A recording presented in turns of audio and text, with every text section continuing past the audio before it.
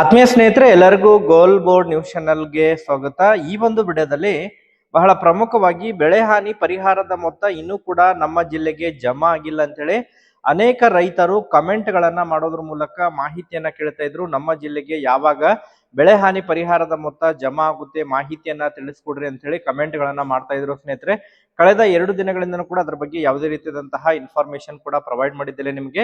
But ಇವತ್ತು ಬೆಳೆ ಹಾನಿ ಪರಿಹಾರದ ಮೊತ್ತ ಬಿಡುಗಡೆಗೆ ಸಂಬಂಧಪಟ್ಟಂತೆ ಇಲ್ಲಿಯವರೆಗೆ ಎಷ್ಟು ಜಿಲ್ಲೆಗಳಿಗೆ ಬೆಳೆ ಹಾನಿ ಪರಿಹಾರದ ಮೊತ್ತ ರಿಲೀಸ್ ಆಗಿದೆ, ಇನ್ನು ಕೂಡ ಎಷ್ಟು ಜಿಲ್ಲೆಗಳಿಗೆ ಬೆಳೆ ಹಾನಿ ಪರಿಹಾರದ ಮೊತ್ತ ಬಿಡುಗಡೆಯಾಗುವುದು ಬಾಕಿ ಉಳಿದಿದೆ, ಅದರ ಬಗ್ಗೆ ತಮಗೆ ಮಾಹಿತಿಯನ್ನ ತಿಳಿಸ್ತಾ ಹೋಗ್ತೀನಿ ಸ್ನೇಹಿತರೆ. ಅದರ ಜೊತೆಗೆ ಇನ್ನು 2ನೇ ಹಂತದಲ್ಲಿ ಕೂಡ ಬೆಳೆ ಹಾನಿ ಪರಿಹಾರದ ಮೊತ್ತ ಜಮಾ ಆಗುತ್ತಾ ಅನೇಕ ರೈತರು ಕೂಡ ಕಮೆಂಟ್ ಗಳನ್ನ ಮಾಡ್ತಾ ಇದ್ರು. ಯಾಕಂತ ಹೇಳಿದ್ರೆ ಈ ಹಿಂದೆ ರಾಜ್ಯ ಸರ್ಕಾರದ ವತಿಯಿಂದ ಏನು ಬೆಳೆ ಹಾನಿ ಪರಿಹಾರದ ಮೊತ್ತವನ್ನ ಘೋಷಣೆಯನ್ನ ಮಾಡಿದ್ರು. NDRF ಮತ್ತು SDRF ಮಾರ್ಗಸೂಚಿಯ ಪ್ರಕಾರ ಕುಷ್ಕಿ ಬೆಳೆಗಳಿಗೆ ಏನು 8,500 ಮತ್ತು ಹೆಚ್ಚುವರಿಯಾಗಿ 8,500 ಅಂತ ಹೇಳಿದ್ರೆ ಸುಮಾರು 17,000 ಪ್ರತಿ ಹೆಕ್ಟೇರ್ಗೆ 17,000 ಬೆಳೆ ಹಾನಿ ಪರಿಹಾರ ಜಮಾ ಆಗಬೇಕಾಗಿದೆ.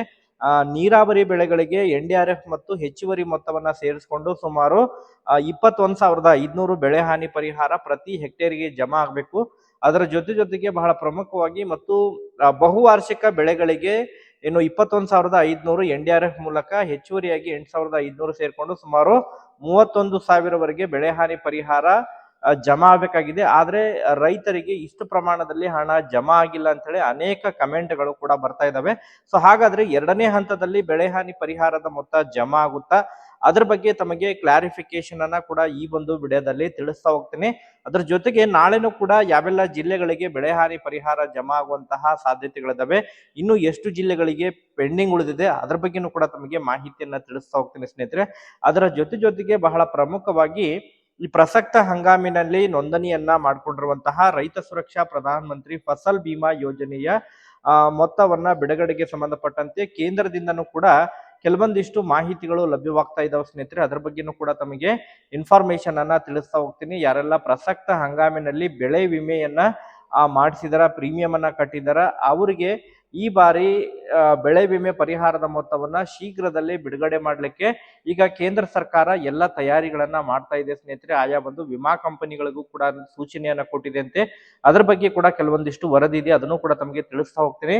ವಿಡಿಯೋ ಕೂಡ ತಮಗೆ ಸಹಾಯ ಆಗುತ್ತೆ ಸ್ನೇಹಿತರೆ. ಸೊ ಆ ಕಾರಣಕ್ಕಾಗಿ ಪ್ರತಿಯೊಬ್ರು ಕೂಡ ತಾವು ಚಾನೆಲ್ ಅನ್ನ ಸಬ್ಸ್ಕ್ರೈಬ್ ಮಾಡ್ಕೊಂಡೆ ವಿಡಿಯೋನ ವೀಕ್ಷಣೆ ಮಾಡ್ರಿ ಸ್ನೇಹಿತರೆ. ಹಾಗಾದ್ರೆ ಬನ್ನಿ ಸ್ನೇಹಿತರೆ, ಇವತ್ತಿನ ಈ ಒಂದು ವಿಡಿಯೋನ ಪ್ರಾರಂಭಿಸೋಣ ಸ್ನೇಹಿತರೆ. ಈಗಾಗಲೇ ಬೆಳೆ ಹಾನಿ ಪರಿಹಾರದ ಮೊತ್ತವನ್ನ ಕಳೆದ ಸುಮಾರು 1.5 ತಿಂಗಳಿಂದನೂ ಕೂಡ ರೈತರು ವೇಟ್ ಮಾಡ್ತಾನೆ ಇದ್ರು. ರಾಜ್ಯದಲ್ಲಿ ಜಂಟಿ ಸಮೀಕ್ಷೆ ಮುಕ್ತಾಯದ ನಂತರ ಬೆಳೆ ಹಾನಿ ಪರಿಹಾರದ ಮೊತ್ತವನ್ನ ನೇರವಾಗಿ ಫ್ರೂಟ್ ತಂತ್ರಾಂಶಗಳ ಮೂಲಕ FID ಸಂಖ್ಯೆಗಳ ಮೂಲಕ ನೇರವಾಗಿ DBT ಮೂಲಕ ರೈತರ ಖಾತೆಗಳಿಗೆ ಜಮಾ ಮಾಡುವಂತಹ ಭರವಸೆಯನ್ನ ಕೂಡ ಕೊಟ್ಟಿದ್ರು ರಾಜ್ಯ ಸರ್ಕಾರದ ವತಿಯಿಂದ. ಮತ್ತು ಹೆಚ್ಚುವರಿಯಾಗಿ ಪ್ರತಿ ಹೆಕ್ಟೇರ್ಗೆ ಹೆಚ್ಚುವರಿಯಾಗಿ 8,500 ಘೋಷಣೆ ಕೂಡ ಮಾಡಿದ್ರು ಸ್ನೇಹಿತರೆ. ಆ ಪ್ರಕಾರ ಈಗಾಗಲೇ ರೈತರ ಖಾತೆಗಳಿಗೆ ಸುಮಾರು 1,031 ಕೋಟಿ ರಾಜ್ಯಾದ್ಯಂತ ಬೆಳೆ ಹಾನಿ ಪರಿಹಾರವನ್ನ ಈಗ ಬಿಡುಗಡೆ ಮಾಡಿರೋ ಬಗ್ಗೆ ಖುದ್ದಾಗಿ ರಾಜ್ಯದ ಮುಖ್ಯಮಂತ್ರಿ ಆಗಿರುವಂತಹ CM ಸಿದ್ದರಾಮಯ್ಯ ಮಾಹಿತಿಯನ್ನ ಒದಗಿಸಿಕೊಟ್ಟಿದ್ರು.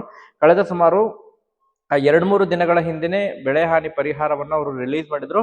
ಬಟ್ ಈಗಾಗಲೇ NDRF ನಾರ್ಮ್ಸ್ ಪ್ರಕಾರ ಕಳೆದ ಸೋಮವಾರದಿಂದನೇ ಬೆಳೆ ಹಾನಿ ಪರಿಹಾರದ ಮೊತ್ತ ರೈತರ ಖಾತೆಗಳಿಗೆ ಕ್ರೆಡಿಟ್ ಆಗ್ಲಿಕ್ಕೆ ಶುರುವಾಗಿದೆ ಸ್ನೇಹಿತರೆ.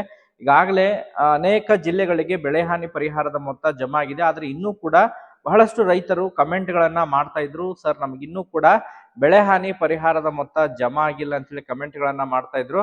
ಈಗಾಗಲೇ ಉತ್ತರ ಕರ್ನಾಟಕ ಭಾಗದ ಪ್ರಮುಖ ಈ ಪ್ರವಾಹ ಪೀಡಿತ ಜಿಲ್ಲೆಗಳಂತ ಹೇಳಿದ್ರೆ ಈ ಬೆಳಗಾವಿ ಜಿಲ್ಲೆ ಆಗಿರ್ಬೋದು, ಅದ್ರ ಜೊತೆಗೆ ಕಲಬುರಗಿ ಜಿಲ್ಲೆ, ಯಾದಗಿರಿ ಜಿಲ್ಲೆ, ಬೀದರ್ ಜಿಲ್ಲೆ ಆಗಿರ್ಬೋದು ಸ್ನೇಹಿತರೆ, ಅದು ವಿಜಯಪುರ ಜಿಲ್ಲೆ ಆಗಿರ್ಬೋದು, ಅದ್ರ ಜೊತೆಗೆ ಗದಗ ಜಿಲ್ಲೆ ಆಗಿರ್ಬೋದು. ಸೊ ಈ ರೀತಿ ಸುಮಾರು 8ರಿಂದ 10 ಜಿಲ್ಲೆಗಳಿಗೆ ಬೆಳೆ ಹಾನಿ ಪರಿಹಾರದ ಮೊತ್ತವನ್ನ ರಿಲೀಸ್ ಮಾಡಬೇಕಾಗಿತ್ತು. ಅದರಲ್ಲಿ ಈಗಾಗಲೇ ಸುಮಾರು 5ರಿಂದ 6 ಜಿಲ್ಲೆಗಳಿಗೆ ಈಗಾಗಲೇ ಬೆಳೆ ಹಾನಿ ಪರಿಹಾರದ ಮೊತ್ತ ರಿಲೀಸ್ ಆಗಿದೆ ಸ್ನೇಹಿತರೆ. ಅದರಲ್ಲಿ ಬೆಳಗಾವಿ ಜಿಲ್ಲೆ ಆಗಿರ್ಬೋದು, ಕಲಬುರಗಿ ಜಿಲ್ಲೆ ಆಗಿರ್ಬೋದು, ಬೀದರ್ ಜಿಲ್ಲೆ ಆಗಿರ್ಬೋದು, ವಿಜಯಪುರ ಜಿಲ್ಲೆ ಆಗಿರ್ಬೋದು, ಅದ್ರ ಜೊತೆಗೆ ರಾಯಚೂರು ಆಗಿರ್ಬೋದು, ಬಳ್ಳಾರಿ ಮತ್ತು ಇನ್ನಿತರೆ ಸುಮಾರು 1-2 ಜಿಲ್ಲೆಗಳಿಗೆ ಇನ್ನೂ ಕೂಡ ಕೆಲವೊಂದಿಷ್ಟು ಜಿಲ್ಲೆಗಳಿಗೆ ಪೆಂಡಿಂಗ್ ಉಳಿದಿದೆ. ಸೊ ಹಾಗಾದ್ರೆ ಪೆಂಡಿಂಗ್ ಉಳಿದಿರುವಂತಹ ಜಿಲ್ಲೆಗಳಿಗೆ ಅದರಲ್ಲೂ ಕೂಡ ಈಗಾಗಲೇ ಯಾವೆಲ್ಲ ಜಿಲ್ಲೆಗಳಿಗೆ ರಿಲೀಸ್ ಮಾಡಿದರೆ ಅದರಲ್ಲೂ ಕೂಡ ಕೆಲವೊಂದಿಷ್ಟು ರೈತರು ಆ ಒಂದು ಜಿಲ್ಲೆಯಿಂದನೂ ಕೂಡ ಕಮೆಂಟ್ಗಳು ಬರ್ತಾ ಇದ್ದಾವೆ, ನಮಗೆ ಇನ್ನೂ ಕೂಡ ಬೆಳೆ ಹಾನಿ ಪರಿಹಾರದ ಮೊತ್ತ ಜಮಾ ಆಗಿಲ್ಲ ಅಂತ ಹೇಳಿ.